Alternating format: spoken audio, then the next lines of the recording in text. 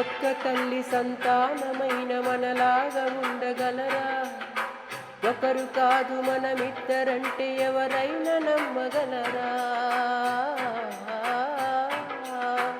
నువ్వు పెంచిన పిల్ల పాపలకు కన్న తండ్రినైనా ప్రేమ పంచిన తీరులోను నేను నిన్ను మించగలనా?